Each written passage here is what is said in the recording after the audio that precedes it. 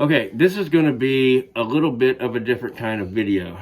It's going to be a very lighthearted story from when I was, I want to say probably 4th grade.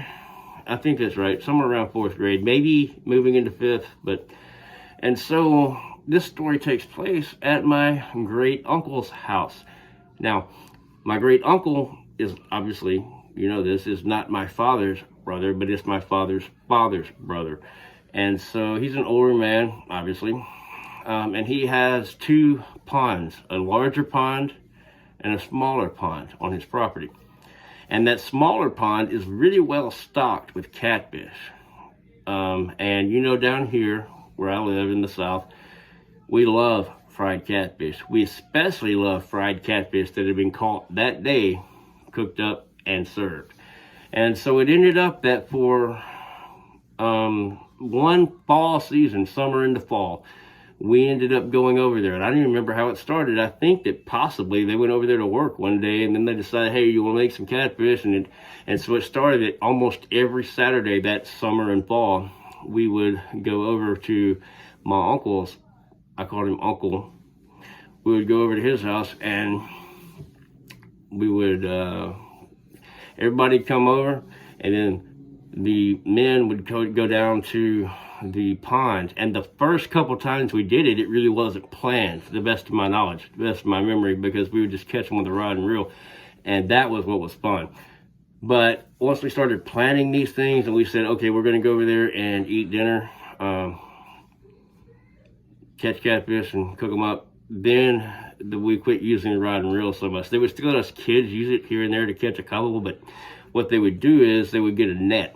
And this pond was small enough that, and this net, and I gotta try to guess, I mean, it was a long net, but it was that one person, 2 people would get out in the water, and they would get to the middle of the pond, and get to the middle of the pond, it's probably up to, you know, it's neck deep, but you get out close to the middle, maybe not all the way to the middle, and they would have this net stretched out, really, really long net, and then they would throw food, dog food, into the middle of, like right in the middle where there's 2 people on the both sides behind, and they would throw a ton of dog food into that middle area. And you would see these catfish coming up, they would be boiling that water. You would see 5, 6, probably a couple 8 to 10 pounders were in there. You would see all these catfish coming up, just boiling the water, making the water boil. So once that started, what they would do is they would come together, both sides of them would come in, they would slowly wrap that net around these catfish. And then you had 2 more people on the bank, right? So they come up, they pull the net tight, and the catfish can't go back out into the water. So they pull it up and they catch them. I mean, we would catch a boatload of catfish out of that thing every time. And I was too young to actually pull the net, which sucks because I really would have liked to have done that. But I was way too young to have done that. The men did that. And we would catch way too many every time. And so they would pick out, they'd think, okay, how many people do we have here for dinner? And then they would say, okay, we need X number of fish. That should work. They wouldn't take too many. And they'd throw the rest back. And then we ended up throwing back, a lot of times, we ended up throwing back more than we actually kept. So we would keep them, and the way that worked was, they'd throw them into 5-gallon buckets, and people would just carry them all up. They had this spot set up to clean these catfish. And the way that they would do it was, and they were really humane about it, they would bring the catfish up, and it was like this workbench type thing. And it had a big metal pole. And this metal pole, I don't know if it's made out of steel or made out of iron, but it was dense. Somebody whacks you with this pole, you're going out. And so they would put the fish up there, and they just have like an assembly line. They'd pick the fish up, whack, whack. It's essentially getting whacked with a hammer. And in fact, one time, I think when they couldn't find the pole, they used a hammer. They'd pull the fish up, who has been out of the water for a little while, so he's probably not feeling the best, but put him on through the bench and go whack, whack, whack. And then his head is like flattened, you know. So obviously he's dead now, so that he can't experience any pain. Once he's dead, they'll make the two slit, and they'll pull that catfish skin off, because you know catfish don't have scales, they have skin. And so they'll pull that skin off, and he was so good at it, whoever was doing it. Sometimes it would be his son, sometimes it would be him, sometimes it'd be my grandfather, and it may have even been my dad sometimes. I really can't remember, because what it was so weird. We started going over there, and then it just became a thing. Almost every Saturday we're going to over Uncle's house. That's what we're gonna do. And then and there might be a reason behind this, because I was a kid and I may not know it. Just as abruptly as this thing started out of nowhere, because before this started, I hadn't been to his house more than 5 times in my life. And I was probably somewhere around 4th grade. But anyway, it just stopped. We just didn't do it anymore. We started doing it, all of a sudden, stopped. But that's beside the point. So they got this assembly line. Man hands the fish up. Whack, whack, whack. 2 slits. Get the skin off. Cut the head off. Hand it off. Cut the head off. Turn it over. Fillet. Hand the fillets. They put the fillets in the bowl. And that's ready to go. I really didn't have to go into the whole explanation of how they prepare them, I guess. But here is the point of the story. We're at 6:37, and I'm getting to the point of this story. The reason that I'm telling this story is because something happened to me that I think is probably about as likely as winning the lottery. My cousin was over there, and okay, before that, I had asked my uncle to give me a few pieces of dog food to use as bait, because I wanted to just fish, and catch a few more catfish. And when I went up to ask him, he was talking to a lot of people and he really wasn't paying attention. But I asked him, I said, "Uncle, can I have some dog food to put on my hook to go and catch a few fish?" And he looked at me, he said, "Hey, he's already eaten a few fries. He's like, take some of these French fries down there, use that'll catch them." And I was like, all right. So I went back down to my dad, and my dad's the one that had told me to go up there and ask him if I could have a little of the dog food to fish with. And so I took it down to my dad, and my dad was pissed. He was like, if he can't spare a few pieces of dog food, then we just won't worry about it. And so I didn't get to fish. He said, "You can try it if you want to." And so I put a piece of French fry on there, threw it out. I think I got a little nibble, but I didn't catch anything. And so I'm kind of sad that I'm not getting to fish, because that was a time before they had done the net thing that nobody got to fish. We didn't get to catch a few by ourselves, but sometimes they would let us do. At any rate, so I didn't get to fish that day. And again, here is what happened that I think is about the same chances as winning the lottery. My cousin, who was a female, she was about 2 or 3 years younger than me, and she saw I was really, really sad. When you're a young boy like that, you may be having a tear come out when you get sad. I don't think that I did, but I could have. She sees that I'm really sad, and she says, "What's wrong?" And basically I'm like, "Well, I can't fish. I really, really wanted to fish, and I'm not going to get to fish today." And she is the sweetest person. Even to this day, she's the sweetest person that you will ever meet. The nicest person that you'll ever meet. But she says, "We're going to catch some fish. We are going to fish anyway." And I'm like, "How are we going to do that?" And she goes over and gets a Folgers coffee can. And you remember before they started putting them in plastic, they had the metal Folgers coffee cans about that tall. And that's what the Folgers coffee can is. And this guy had a bunch of them. They kept tools and stuff, or screws, whatever. But there was one sitting over by the pond. And so she runs over and grabs this Folgers coffee can that's empty. And she says, "We're going to catch a fish with this coffee can."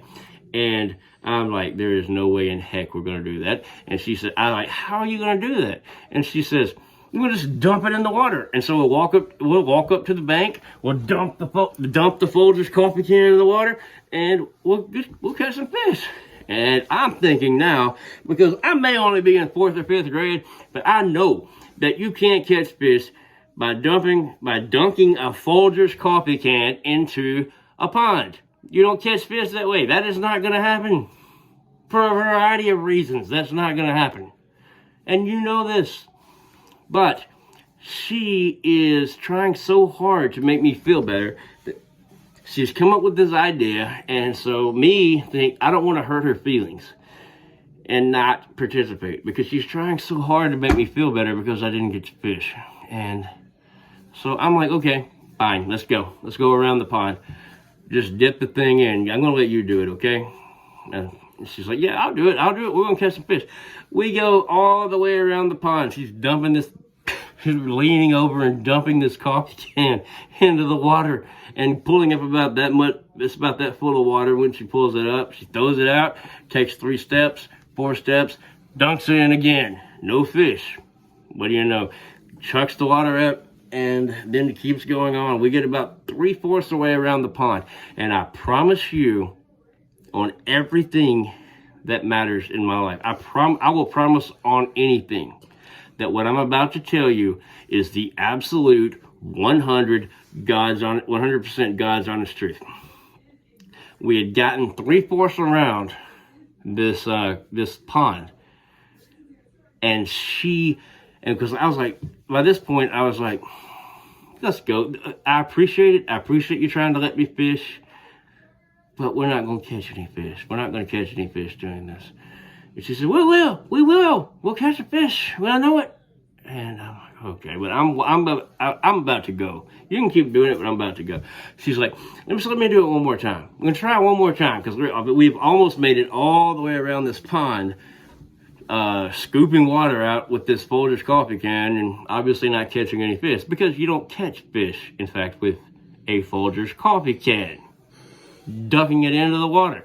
Anyway, so I was like, all right, try it one more time. Again, I'm telling you the honest truth. I promise you this happened. I promise there is no exaggeration about what I'm about to say. This happened. She ducks the thing in the water, the Folgers coffee can, and you know about that size, the same size the plastic ones are now. She ducks it in the water. And I swear to you, she brought that thing up, and there is a fish in it. Now, it's not a big fish. It's a really small perch.